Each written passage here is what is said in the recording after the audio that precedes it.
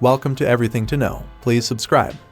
Good evening guys, back with another interesting video. Today we are looking at some of the most amazing UFO sightings around the world. Starting from number 1, let's go.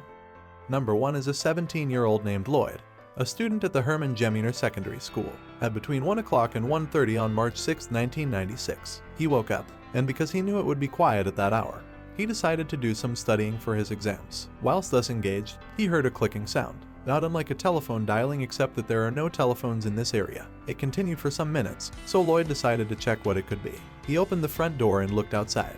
He could hear the sound coming from up the road, and when he glanced in that direction, he witnessed something very strange. He quickly went outside and hid behind a hedge to get a better view. He was able to observe a small figure, about 1 meter high, with a head like a rugby ball, dressed all in white overall. On its back the creature had a small satchel, attached to which was an aerial with a flashing red light. Lloyd was terrified and ran back into the house, jumped into bed and covered himself with his blankets. He slept fitfully for the rest of the night. At 6 o'clock the next morning he went to look where the creature had walked and found several footprints which he could not identify and which he attributed to the creature. When he arrived at school, he told his friends about seeing a ghost in the night, but one of his friends suggested that it was a UFO. Lloyd is now under the impression that the creature is called a UFO. Number 2 is about a Japanese. In his words, he said, "On Thursday, March 26, 1966, I was camped with a party of Bedouins. We were staying near the beach outside the town of Jubail, near the oil fields. That night we were relaxing around the campfire, looking up at the stars from time to time just as usual. Then suddenly, something never before seen appeared in the sky. It was a very large, brilliant blue light. It had the definite shape of an oval. I rubbed my eyes in disbelief. So did everyone else. I thought we were dreaming. We watched the bright blue oval for several minutes as it hovered directly overhead, not too far away. Then, suddenly, it was gone." Number 3 was a Chinese lady. In her words, she said, "My name is Wang. I live in Puzalu, a farming village 68 kilometers from Beijing. Something mysterious, perhaps cosmic, made themselves visible to us on December 11, 1999. In the early evening, we saw an object about the size of a person and shimmering with golden light move slowly up into the sky from behind a nearby mountain. It was so beautiful, sort of yellow, shimmering. It looked like a supernatural being floating slowly up to heaven. This mysterious yellow object seemed to hover above the red roof of our small village hall. We just stood and watched until it suddenly disappeared. Then someone reported it to the authorities. I know this was something very real." Number 4 is a Chinese colonel. He said in his words, "I am Colonel Y, commander of the airbase in Changzhou, where the Military Flight Training Academy is located. On October 19, 1998, 4 radar stations in Hebei province reported the presence of an unidentified blip hovering over the academy. After ascertaining that the intruder was not a military or civilian flight, I ordered a giant JIO-6 jet fighter to take off and intercept the UFO. At least 140 people on the ground saw the object. To observers at the base, the UFO first appeared to be a small pointed star, and then grew larger and larger, perhaps as it descended to a lower altitude. Witnesses described the object as a mushroom-shaped dome on top and a flat bottom, covered with bright, constantly rotating lights. The crew of the giant JIO-6 interceptor consisted of a pilot and a radar officer. The 2 officers reported that the object clearly resembled depictions they had seen in foreign science fiction films. When they got within 4,000 meters of the UFO over King County, it abruptly shot upwards, easily evading subsequent attempts to get closer. The flight crew reported that it appeared to be toying with the plane by repeatedly outdistancing it and then reappearing right above it. The pilot requested permission to fire on the UFO with the plane's automatic 20mm cannon. I denied this permission to shoot and told him to continue to pursue and observe the object. The pilot broke off pursuit at an altitude of 12,000 meters when the plane began running low on fuel. The UFO then apparently disappeared before I could order additional planes to be sent to the area."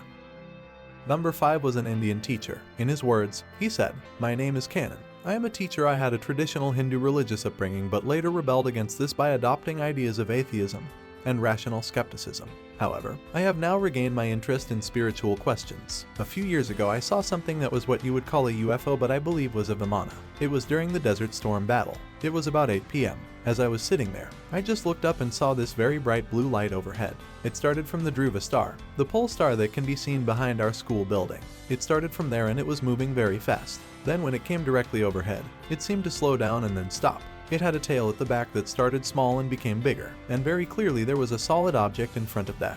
It was not at all like a star or a satellite, and it was not very high. I was already staring at it when one boy said, 'What is that?' Pratu. And then this other boy said, 'What is that? What is that?' We all got up and were looking at it. There were 6 of us, 5 boys and me. My wife was in the kitchen cooking something and she came out too, because we were all shouting. so it was at maybe 1.5 palm trees height from the roof of our hut, which is not very high. It was at less than 5 stories above us. We saw it very clearly. Most of them were concentrating on the light. I looked in the front and I saw that it was a clear object. It was not a star and it was not far away. It was right there. And it was also, like, moving around itself but very slowly. Then it moved slowly away toward the Jalangi River where it suddenly picked up speed and disappeared. It was like somebody who slows down to look at something. Number 6 is from an Australian woman and she said, "I don't wish to give my name. I was a teacher in South Australia for many years. In 1976 I was vacuum cleaning my sitting room floor at about noon. Suddenly I felt quite ill and thought I was going to be sick. So I sat down on the sofa to see if the sick feeling would subside. I then saw that I was not alone. There were 3 strange little people standing alongside the sofa, just looking at me. I froze with fear, as I had never seen anything like them before, not even in films. 2 of them were short and fat, about 4 to 4.5 feet tall, with broad faces and enormous black eyes, but with only a hint of where a nose or mouth might have been, almost like a pencil drawing. They had wispy bits of brown hair at the back of their heads, and they were wearing brown shrouds or robes. These beings, I knew instinctively, were the workers. The other being was female, thin and about 5 feet tall. She wore a black shroud and had black wispy hair at the back of her head. Her face was very elongated, with huge, dark, piercing eyes. Like the others, there was just a hint of where a nose or mouth could have been. The thin one started to speak to me with her mind, and told me I was to go with them. I said in my own mind that I would not go. Somehow this telepathic communication seemed perfectly normal at the time and I felt quite comfortable communicating like that. I was very frightened, but I could still communicate and understand. I was so frightened because it seemed they were pulling me away with their minds. I had to struggle to resist them. At one point I remember falling down and trying to crawl towards the door. I must have fainted or something because I have no memory from that point onwards. When my husband came home at the usual time I realized I had lost about 4 hours. I still have no explanation for this experience. Number 7. A boy from Papua New Guinea said, "My name is Alex James. I live in Pilapila Community, New Guinea. About 7 p.m. last Tuesday, November 6, 1999, I went with 4 friends to Pilapila Community School for rugby practice. We were going back to our village after dark when we saw some bright lights approaching. There were a lot of people about, some coming back from bathing and others were sitting around eating their dinners. When they saw the lights, they all ran inside and locked their doors except for a few who just stood and stared. As the UFO approached us we heard no sound.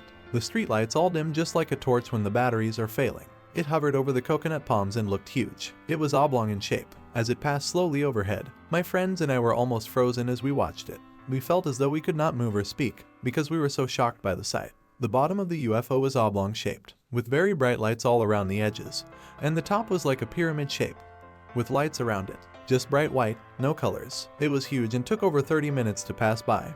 We checked the time. When it was hovering over us it seemed to be as bright as day. The whole place was lit up like bright daylight.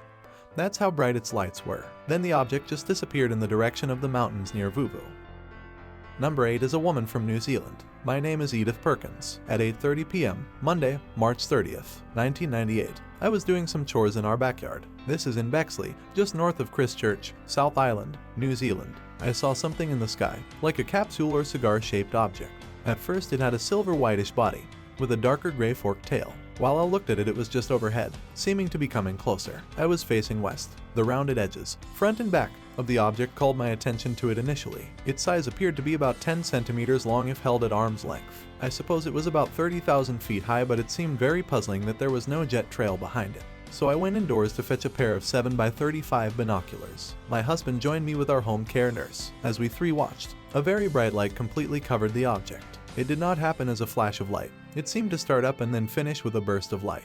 I was seeing a different rear design on the craft, with a forked end to it, and the color was now dark gray. Another burst of light occurred and the object presented a rim, all around the craft, with either intermittent colored lights on the rim, or else the rim was composed of rotating colored lights. These were in tones of reddish orange. This object then flew out over Pegasus Bay, towards the northeast. Number 9 is a woman from Hawaii. My name is Glenna Heller. This happened 2 years ago. I live in an apartment on the southernmost tip of Kauai. We were no further than perhaps 20 feet from our apartment, just going home, when out of the west came an enormous ball of light, moving very, very fast. It was opaque white or yellow in the center, with many colors around the peripheries. It appeared to have a tail of light. No sound accompanied the object whatsoever, and it was very low to the ground, perhaps as much as 100 feet above our heads. As it reached nearly above us, it divided into 3 balls of light, all the same size and color. As it moved to the east and away from us, we saw it divide into 7 orbs. I telephoned a friend on the north end of the island and told her to go outside quickly. She described what she saw to me, and it was the same. Some 7 or so objects of light near the ground. It appeared to be circling the island. The following day, our newspaper read, "Mysterious light show" with a full account of what we had seen, including the fact that a similar occurrence had been viewed on Hawaii's Big Island the night before. No explanation had been found for that sighting either. It was identical to what we had seen. Number 10 was a doctor from Poland. I am Dr. B. Plasek. The extraordinary event I am about to report was also witnessed by Mrs. E. Pluta. On the 5th of September 1980, Mrs. Pluta, who was pregnant, began to experience labor pains and the ambulance was called. She and I plus the driver and stretcher bearer were traveling along deserted country roads when we encountered quite suddenly, at 3:15 a.m., a huge crimson globe that came down out of the sky and paced the ambulance for about 45 minutes. As we were a team of professional medical workers, our first concern was for the safety of the mother and baby, and we considered the UFO a distracting threat. For this reason, we did not get very emotional at the time. However, when we came to a level crossing, the 2 attendants in their hut were simply shaking with fear at the sight. We had to halt because the road was blocked by the huge crimson ball. To be more specific, this is what I believe we saw. At first, all of us in the ambulance saw the globe as a big red ball in the sky some distance away. It looked larger than the full moon and was dark crimson in color. It immediately descended to treetop height and hovered about 500 meters from the ambulance. 1 second it hung in the sky at about cloud level. The next it was seen hovering between 2 trees either side of the road in the middle distance. All of us sensed the globe's ominous approach as it cruised towards us at a very low height. Following the road, I was always aware that it was never exactly in the sky, but probably was not very high above the ground at any time. As our ambulance approached the level crossing, so did the globe, and we all stopped there. The globe was less than a meter above the surface of the road. I got out to speak to the crossing attendants. I said, "Can you see what I see?" They said, "We've been observing it for some time." I went back to the ambulance and told the others, "They cannot help us at all, they're trembling with fear." At that point, Mrs. Pluta's labor contractions became more frequent, and we felt it was urgent to get to the hospital immediately. Since our path was blocked, I decided to call the police. I reported that there was an obstacle in the way, and asked them to come immediately. "What kind of obstacle?" they asked. "A UFO, I replied. It was now 4 a.m. and all we could do was stay there and stare at the UFO. We had plenty of time to observe it in detail. Its surface displayed curved bands and stripes, with a multitude of black lines traversing up and down in irregular patterns. These clear-cut markings reminded me of veins inside the human body. The ambulance driver said they looked to him like a huge net. As we watched, parts of the surface changed color. There appeared to be orange-yellow patches on the deep crimson background. Then, the globe dropped to only about 10 centimeters above the road, constantly changing colors, pulsating, but always with dull muted tones. Suddenly, it gave off a strong white light that was so bright it reflected on the surface of the road. Out of sheer exasperation, our driver flashed his headlights at it twice. Immediately, inexplicably, it simply vanished. It was 4:15 a.m. At 6:10 a.m., Mrs. Pluta gave birth to a daughter in hospital. A careful examination of the whole area in daylight revealed nothing. We have come to the end of today's video. What do you think of these reporting? Do you think they are true? Which one of the reportings sounded strangest to you? Let's discuss in the comments section. If you like videos like this, let us know also in the comments section and we would make more of them for sure. Thank you for watching. Don't forget to subscribe.